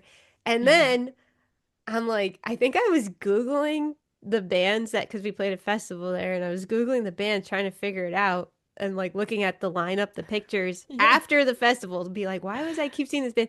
And literally, I'm in the airport on our way home, and one of the members walks by, and I'm like, oh my gosh. But it was like 4 a.m. at the Yeah. airport, and I'm like, I'm not gonna bother him. And then he ended up sitting next to Tar and Ram on the plane. I was like, you gotta ask this guy, like, what band are they in? Because it's driving me crazy. And Yeah. yeah, I can't even remember who it was, but it was actually a really sad story. It was like all the members but one died in a car crash like 20 years Oh ago. no. And then they just like the one member decided to do like tribute to them and like play this Oh festival. God. Yeah, I know. But It's a anyway, good one to Google, right? So you can kind of mhm. be across what the vibe is. Yeah, Yeah. yeah, Fully. yeah. But yeah, like we kept seeing this band and I was like, who are these people? It's driving me crazy. My friend's sister coined this term that I absolutely love, and they're called like your festival extras. And they're the people that, for no rhyme or reason, just cosmically, you will clock them all the time, and you'll see them in line for the toilet, and then they'll be next to you for the bar, and then you'll like walk past them with a different group of friends, and then they'll be at a campsite that like you keep crossing paths with. And I love that phrase, and I love kind of mentally being like, oh, that's my festival extra. We're like kind of like a movie set, and they've just like entered the scene multiple times in the background. I like that. Yeah, so it's like that band member was like your like festival extra of just like always in the background. Everywhere. Oh my gosh. I couldn't get rid of them, but I was also Yeah. too shy to talk to them, you know? What I hate is when because I get really G'd up and I get really excited and I almost get like an adrenaline rush when I do see bands at the airport because it's kind of like we're like kind of all there like with our instruments. It's a bit like, who's that? Hmm. I get really sad when they're just a shit band. Oh, yeah. Because I get such an adrenaline rush. I get so excited, like maybe I'm going to meet them. And then I'll look up, like I'll figure it out. Or my bandmate will be like, oh, I think that's such and such from this. And I put on their music and I'm like, ugh, I don't want to Nah. say hi. Like, I'm not interested. Like, no. Yeah. All right, I'm taking a brief interruption in the conversation to let you all know for those of you who are not aware, that when I'm off the road, I am actually a certified hypnotherapist. And what that means is that I use hypnosis to help people overcome different issues in their lives. And as a very special season 3 gift to you all out there, I made a special free recording for musicians, because I do specialize in working with musicians, but I do work with everyone. But check out the link in the description below to try hypnosis for free. All right, back to the conversation. Um, as your band grows, and like I'm sure you're putting way more time into it, and like shit's getting real, basically, is what I'm thinking. Like with your band, with the amount of investment, like personally for you, like time, money, putting, going away from loved ones on tour and all of that, like how do you feel? Like just like how do you feel in general as you're like deep into like being in a band in this Yeah. in this capacity? I actually think mostly about my bandmates with that Mm, because I know what I signed up for. I'm running the ship. Like I'm kind of setting the pace and setting the goal of how big we want this thing to get and how hard I'm going to work at it, which is really hard. I'm mm-hmm, gonna go for it. mm-hmm, And I really think about my bandmates because we've had so many conversations where I check in and I'm mm-hmm, like, okay, 3 months in, like 6 weeks in Europe, all good, good, you know, uh, you know, Aust- Australian major city tour, all good. Like, Friday off, Monday off work, all good. But they aren't in the position to be dictating at what pace that picks up and like how much more is going to be asked of them. So like mm-hmm, I get really, really concerned with making sure that it's sustainable for them as like my valued comrades because I'm I'm in a position of power with how fast I put albums out and how crazy I let it get. And I feel like I'm asking a lot of them more than mm-hmm, a lot of myself because I'm just going at my pace. Um, and when everyone joined the band at every junction, I always said, is full-time touring and being an artist something that you want? Because that's where mm-hmm, I'm going. And I don't want to be 5 years in and have someone say like, "What the hell? Like, I never wanted any of this." Like, because it's a big ask for partners and family, and everyone's on board. I do think that's a big part of Full Flowers momentum is I haven't been in a position where I've had to put the brakes on because we're dealing with a band member dispute on like, hey, I didn't want to tour over New Year's. Like, mm-hmm, um, that's like, I think a fundamental question every artist should ask their band members. Like, and if you haven't already, like, ask it tomorrow because it's like a collective manifestation of sorts. And if one person's secretly like, oh, I hope we don't get that tour, it starts to feel different. But it just, even watching my bandmates with their partners and where they choose to live, like, they have to be at the airport every second weekend, like, it dictates what house you move to. It dictates like what kind of job they can get. Because at a dime, Foo Fighters will call and be like, I need Friday and Monday off, basically. Like, mm-hmm, um, so I don't think about it for me because I know what I signed. I know where I'm headed with it and how mm-hmm, bad I want it. I think about it for like all my other like very valued comrades. mm-hmm, Um, yeah, so far so good, but I'm also lucky. My life has been designed for this from the minute I started making my way in this world. Like my partner is a videographer, so like he can come with me on tours and have something to do and like he enjoys it and I can always justify touring with him because he's like can be part of the crew. Not that I like wouldn't have dated someone who could bring that, but it's very convenient for me. Hmm. Yeah.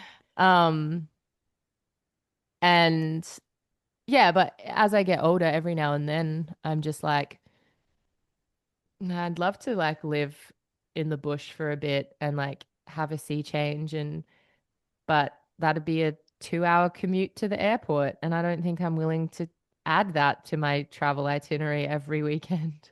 Hmm. Or like, that's why I brought up the green room stuff is like, if I want to have babies, I think we're kind of in an era where women make a real effort to say that I'm having a child and my career. And I love watching that. I love being on board to learn from them for whenever I might do it. But I don't think it's easy. I don't think that promotion of it in itself is even something that the women doing it necessarily entirely believe in. Hmm. Because it's like probably really, really, really, really, really hard. Hmm. That'll be the next frontier, I think, is babies. Babies. I'm glad you brought that up because the only person I've seen have that was a female musician who had babies and Mm. successfully stayed in their music life was is Laura Leasy from Krungbin. She like had a baby and she's like touring and then she made a post and she was like, "Oh, it's so awesome being a mom on tour because there's no other moms on tour ever, so no one could judge me for how I do this." Was basically what she said. And I was like, "That's pretty cool." But at the same time, every other person that I know that had a baby, they just like Mm. kind of fell off music land. So, I think I'm on a bit of a war path right now to get to that glass, to break that glass ceiling that Currumbin did, which is they can definitely play shows and get looked after and make a living off it. And if she was to take 6 months to a year off, people are still going to know who your band is. Like they're at a level that is, um, and like this could be naive, but it just feels like there's less risk of her getting forgotten. mm-hmm, Like if she needs that postpartum time, which I've heard is pretty important. And mm-hmm, I think, yeah, I think I'm on this like kind of like guns blazing thing to just feel safe enough to even have that conversation with my partner to be like, um, yeah, like I wish there was a metric. I wish there was a metric of like when that safety net is safe enough to take a year off. Or to know that the venues you're playing will be able to have like a big enough green room to like have a partner and a child in it. You know, mm-hmm, it's like logistically, um, yeah, and I think that's a really good example, Mel. I hadn't thought of her. I only had like a country artist and a couple of Australian artists that I've seen with kids, but they're not through the threshold. They are battling it out. And mm-hmm, a lot of the narrative is like how I endure my career with a child, not how I like continue my successful career with a child. Great, yeah. I did actually Um, just remembered I do know one other person that has a baby who yeah, is managing to do it. Two kids. yeah, They tour. yeah, Hmm. yeah. And like women are doing it 100%. I just like the plateau for me would be like so, it feels like so risky for like the momentum that I've spent 10 years gaining. Like it would be such a hard pill to swallow to be like, okay, you don't just pause it there, you also like drop off probably like 50% of where your Mhm. momentum was at and then come back. Mhm. It's like the narrative that at least I'm telling myself, but I don't know, like we sacrifice so much even just as like independents in this independent women in this industry that it's like the risk reward ratio. It's like, oh, I've invested so much already, like just keep going. Yeah.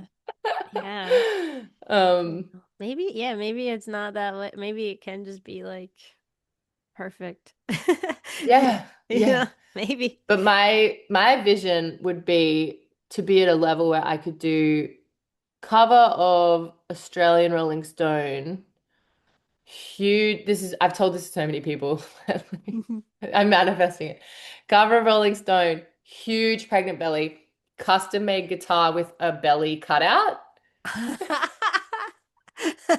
I'm like, that will be my like announcement that that I'm like not going to be touring for a year, and then then come back. That's all I want. That's So I'm like, cool. if I can't get the cover of Rolling Stone, then I'm not ready yet. Hey, you know what you want, you know? Yeah. I think Cardi B did it too. Yeah. Right? It was like after her first album, and then she had a baby, but she was like hugely successful. And then she had Yeah. a baby, but I remember watching a couple of videos where she was like, "They told me not to, but I'm gonna do it anyway." And then she was fine.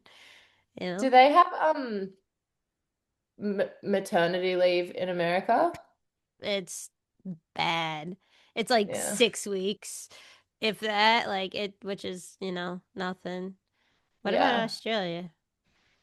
We get I don't know, but I'm gonna try and work it that I can classify the band as like a small business so that I can maybe, if I've been paying myself a wage, I think there's like an extended period that you can get support for, like up to 12 months. Nice. But it's like I got to jump through a whole heap of loopholes and I have to dot the I's and cross the T's for that to be a thing. So Mm-hmm. who knows? But and then I think in Australia, it's only 2 weeks paternity for the Mm, other partner. But yeah, I think maybe Australia be like maybe 8 weeks, but still okay. not great. Mm-hmm. No, yeah. But I just also imagine that because we have like healthcare and like I think Australia in general, we'd probably maybe be at a higher paid rate potentially, just like reading the room on what the gaps are between America and Australian stuff with like university and healthcare and stuff like that. I assume Mm-hmm. it would be somewhat more endearing, but who knows? I haven't looked into it. Yeah, yeah. Yeah. Um, Yeah. is your just one of my last question, because I know you said you were like worried about your bandmates, and Mm. you sound like a really good leader. Like that's, I mean, just asking that question about is this what you really want to do? It's like so rare for bands to talk about that stuff, which or like Yeah. everyone just assumes everyone's like down for everything, and then you slowly Yeah. learn. But is your band at a point where it's like sustainable financially where like you're not putting in a huge chunk of your own money, or is it like how are you Um, making that all work? this is like a real big cornerstone of how I set up the band. And I was following example of other women that I've seen run bands because I think it's also kind of a gendered thing in a way of like uh you know what it's like being in a recording studio and like a male producer like just tells you what to do and doesn't listen to any ideas. Like kind of like that energy like flowed into me trying to protect myself as my project Mm-hmm. of being like, well, I know that I want to own it. I don't want it to be able to be come undone from like one bad egg that like 2 years down the track or something. Like, so I was like pretty defensive around like the start of how I registered the band and everything. So the template that I've found to be the most blessed for both me and my dear friends is that they don't put in any money. So like there's never any ask of them to like back the project financially. Mm-hmm.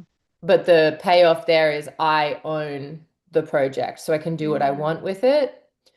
And we are just constantly, as the band grows, like re-looking at what we can afford to do in terms of like the fairness of what they get paid per show, whether that's per diems, whether that's like I think we're even doing superannuation now, which is like so funny. What? But What like, is that? Super annual? oh, superannuation, or maybe it's just an Australian thing. It's where the government holds some of your income to then give you when you retire. No way. You have that for your band? That is awesome. But Oh, it's very superficial. Like it's like mhm, 9% of a gig fee is like mhm, whatever. Um, but I think I'm just trying to follow the book on what the industry would expect to be paying people, but treating it like a community of like they're my friends and they're like creative contributors to the project, but I'm try and balance out the business ownership with the sacrifices that they have to make to be mhm, fair to everyone. And also like industry standard isn't always like right. So mhm, scaling it. But yeah, there's like many years where it was set up this way, but it didn't really look like that in practice because we were getting like $150 a gig. So it's mhm, like mhm. Yeah. whatever. Um, but yeah, with every year we have I mean, I'm such a nerd. Like It's good. every year we have like a group phone call with our manager and we talk about like how the fees have changed in the past 12 months because with the band like getting bigger, like it's unfair to just keep things stagnant for them.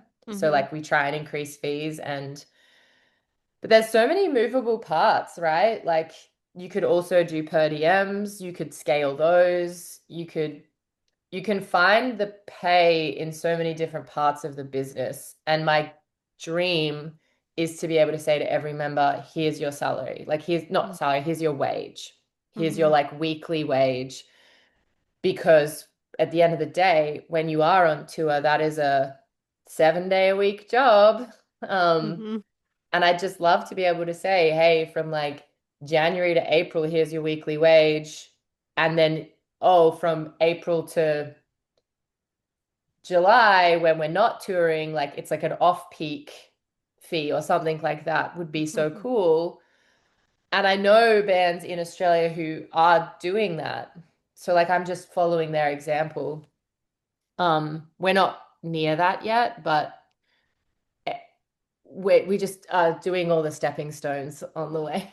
That's so cool. I love that. Yeah. Yeah. And there was definitely a period in time there where it was just me taking on the risk of like, I'll book the flights and buy, like, no one talks about how expensive it is to even get merch made. Like, I'll front the merch, I'll buy the flights, I'll do the ACOM. And in response, it's like they were willing to be flexible of like, if we lost money on this show, I'm happy to have just had ACOM and a flight, you know? Mhm, mhm, Um, where it actually gets more interesting is when there is actually a profit there. And then you have to decide, well, how much do I need to still wear the risk mhm, of vinyl pressings? Maybe an album doesn't do so well, merch sales, flights, ACOM, and also cater to the fact that the demands on the band is higher. There's more expectation on them. The days are longer. You know, the need for them to be at 100% is like expected, you know? So mhm. like we're always navigating it and checking in. Um, but we're still in a phase where going to Europe, for example, just feels like the biggest win for everyone. So Yeah. even though like financially it's just like it's like everyone's willing to come to the table and just be like, well, let's just go to Europe, Yeah, shall like we? come Like on. Yeah. And that's always grateful for that because if I was to do this with like a straight-laced session player like template, like God, I wouldn't want to be on the road. I wouldn't want to be on the road with people unless they were my friends who were like having fun with me. So, Mhm. and the band is like such an integral part of Full Flower um as an identity, as like a culture that like Mhm. the more I can scale it up for them, the better. But yeah, that's how I kind of protect and look after everyone. Yeah. I mean, and to bring it back to the beginning of our conversation when you were like, why me out of all these people? Like when I talk to you, I see the vision, like you paint a picture of like Yeah, what you want in the future, how you yeah, want it to be. You're dreaming of, 2 years down the line, your dream, how you yeah, can bring a baby into the yeah, situation. Like a lot of people don't have that much foresight, and so maybe that's a piece of why why you. yeah, yeah. I Mhm. think I've always tried to be smart in it because I mean, what from the minute we pick up a guitar, we're told like it's a tough industry. So I Yeah. think I've always tried to bolster that with being like as educated and like cluey as possible. Um, and like, yeah, I don't know if you've ever like been offered like a dodgy album deal or anything like that. Like I haven't. I think all the deals I've seen have always been quite reasonable, but there Mhm. was always this fear of God in me that like if you get that email and like you sign your life away, like you'll be ruined forever. So like from a very young age, I was like trying to, you know, understand how to protect my art at the end of the day. Like all I want to be able to do is write and eat. Mhm. I feel like it became pretty clear that I have to like be smart about it if I want to be able to eat. Yep. And that wraps up And today's that's the episode. wrap. Seriously, it's pretty good ending. Like all I want to do is make art and eat. All right. I hope you enjoyed this conversation as much as I did. Thank you again for listening. If you enjoyed it, make sure to hit subscribe, share it if you'd like. That always helps. If you have any questions or want to get in touch, you could always email me at whatittakestobearockstar@gmail.com. Thanks again for tuning in, and I will be getting you the next episode as soon as humanly possible. All right, bye.